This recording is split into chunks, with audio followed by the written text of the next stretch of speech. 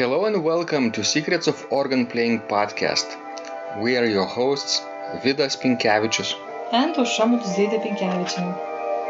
We've been mastering secrets of organ playing for more than 20 years and sharing them on this blog since 2011. On this show, which we create from our home in Vilnius, Lithuania, we strive to help you grow in every area of organ playing, including practice, technique, repertoire, sight reading, hymn playing, improvisation, composition, music theory, harmony, and many others. Our hope is to help you become a complete musician, or what we call as total organist, a program which we have created to help you reach your dreams faster than you would do on your own. If you are new here, we invite you to subscribe to receive free updates of this blog at organduo.lt. By subscribing, you will also receive free video how to master any organ composition and 10-day organ playing mini course. And now let's go to the podcast for today. Hi guys, this is Vidas. And Ausra. Let's start episode 291 of Secrets of Organ Playing podcast. This question was sent by John, and he writes, "Lately, I've been having trouble with osteoarthritis in my right hand, and to a lesser extent in my left. And so my practice has been restricted to work on the pedals. Simple finger work is basically fine for me, but the holding a note or notes while the other fingers move can be quite painful. Being a pianist, my pedal playing has always needed attention, but it's distressing to have the hands so sore after playing." And then I asked him how long can he play without the pain, and he continues, "It varies with us, but if the pain gets bad, I just give up for the day and let my hands recover. If I start a session with no particular pain, I can play for maybe 15 minutes or so without too much trouble.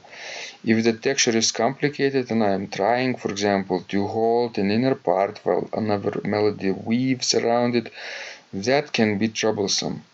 I think I need to choose repertoire with more care and try to avoid anything that gives me grief. My home practice instrument has a modern keyboard action, so I don't have to deal with tracker action." I think also that John partly answered this question himself. Yes, and I thought to know about that the best solution for him would be to play trio sonatas.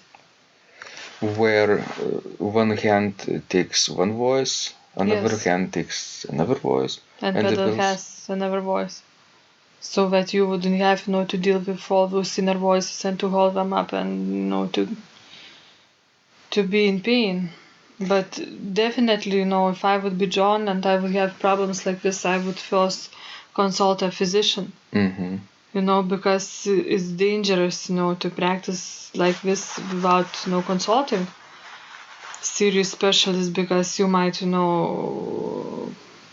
hurt yourself even more. Right, sometimes even permanently. I know, and it's a serious matter. So you really, if you haven't done it yet, you really need to consult your physician. Mm-hmm.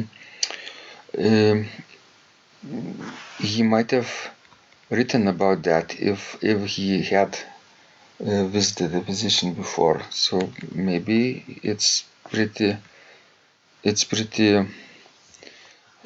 important for him to go to the doctor. Because I think with some kind of these problems, there might be good to exercise, but in some cases it might be harmful. So you never know what type of his problem really is unless you consult a serious specialist. Mm-hmm. But anyway, if the piece hurts yourself, don't play it. Or if it makes your condition worse, play another one. And play for a shorter amount of time. Sure, and organ repertoire is so vast. You can choose from so many things, but you really don't have, to give yourself such a trouble and to get that pain. Mm-hmm. Maybe work more on the pedal playing. True. Because he needs that, because since he is a pianist. Yes, and I myself, always, for example, struggled with the thick texture because I have sort of my hands are really like like cat's paws, and I don't have strength in them, and it's very hard for me to play, let's say, big chords. I still cannot avoid playing big chords, but I avoid things with like big texture where I need to stretch a lot, and things like, let's say, Max Reger. I played it when I had to do it when I was a student, but now I'm certainly not making myself to go through that again. How is César Franck working for you? Well, it's working quite well actually, except maybe a couple of pieces. Maybe not so much the beginning of E major chorale and probably not a prayer, but with other things I can do pretty fine. Because anybody who has seen Frank's picture and his hands might have noticed that he had an enormous span with the palm, and his texture are very thick and chromatic. Sometimes you can make tricks with playing the bass line with the pedals, even though it's written for the hand, but in general it's quite complicated texture. Yes, it is. And for me, for example, it's much easier to play a playful music. Something, let's say, like Duruflé, or some like Duruflé scherzo, or prelude from Veni Creator Spiritus, the prelude, adagio, and variations, than, let's say, Reger. Right, Reger has its own problems most of the time, although he wrote trios too. Yes, and I played them, and I did fine, and they didn't cause trouble for my hands. So trio texture is wonderful for me. And if we go back to John, then obviously trio texture would teach him a lot about coordination, right? Remember that Johann Sebastian Bach created those trio sonatas for his own son, Wilhelm Friedemann. Yes, his older son. And he was quite a virtuoso. True. And let's see, if one hand hurts more, then you can practice another hand with a pedal. Exactly. And if you wanted to get started easier, you can use our score with fingering and pedaling for E-flat major trio sonata, which is number 1. So guys, this is basically our advice for John, or for anybody who might suffer from kind of wrist pain, hand pain, finger pain sometimes, right? Yes, and also another suggestion would be, keep your hands warm.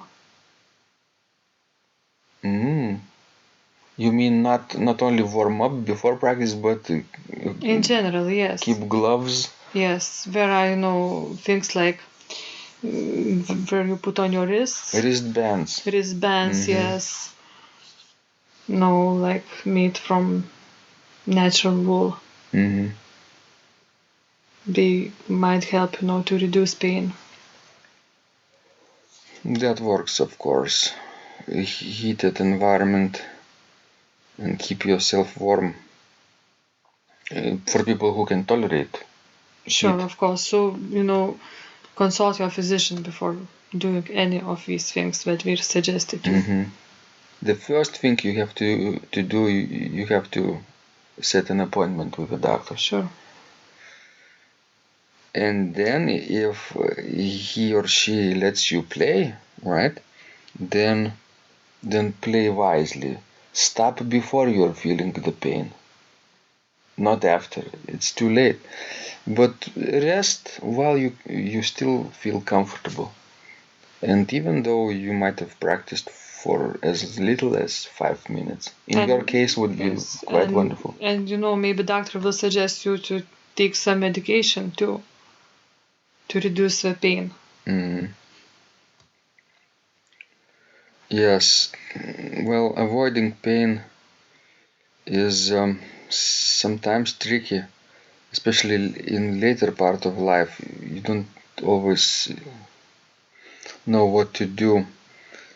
For some people, exercising more is a good solution, but for others, not so good. Or exercising certain muscle groups, right, might be problematic. Maybe John can find some kind of exercise routine which is helpful for his own condition, but that could only real doctors tell. Sure. Thanks guys for sending these questions. You see, we're not always qualified to answer them, but we could give you some pointers what to do next, where to find some real medical help. And please continue sending your challenges and dreams, what you want to accomplish in organ playing in the next 3 months or 6 months, and what's stopping you, right? The challenges, right? And we will try to sort it out and get you unstuck. This was Vidas. And Ausra. And remember, when you practice, miracles happen. This blog is supported by Total Organist, the most comprehensive organ training program online, where you will find courses for every area of organ playing, including technique, practice, sight reading, repertoire playing, hymn playing, improvisation, composition, music theory and harmony, with hundreds of scores and thousands of exercises. Here is what some of the students are saying. Hugh writes, "The sight reading course has helped me tremendously. Thank you very much for your SS courses and all your help." Robert writes, "I found the fingerings, registration ideas and general comments to be excellent." John writes, "I have found your download very helpful. It was really excellent. I have watched some of your teaching videos, and when I read your instructions, I tried to imagine you were teaching me. You may feel disappointed that I am 2-3 days behind, but I am a slow learner, and I have committed to taking the time to get it right, as you say. But the other night my wife commented that she had never heard me play such a detailed melody in the left hand so well. My left hand is generally poor." Robert writes, "It has been a great pleasure in my life of having discovered your courses and material as well as the YouTube work of recordings. You have a calm and pleasant way of teaching." Ron writes, "Hi Vidas and Ausra, thank you guys. What a wonderful response to my email note to you. You've got me right, and I feel you understand my level of playing. Yes, at home, and lucky that I have an organ for that reason. I am paying attention to this, and I am going to try this haha no longer secret model. Yes, and I love Cesar Frank too. What is very nice about your blog podcast is that Ausra and Vidas are like a Socratic dialogue, and by bouncing things off of each other, so much more information comes out and is expressed. Your comments contain a wealth of information and understanding. I really appreciate this. It is very inspiring and will keep us moving forward." Would you like to receive the same or even better results that our students are getting? If so, join them at organduo.lt/total-organist.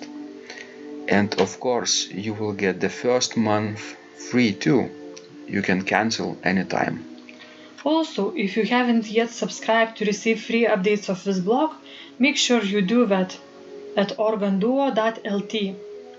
By subscribing, you will also receive free video, how to master any organ composition and 10-day organ playing mini course. This was Vidas. And Ausra from Secrets of Organ Playing. And remember, when you practice, Miracles happen.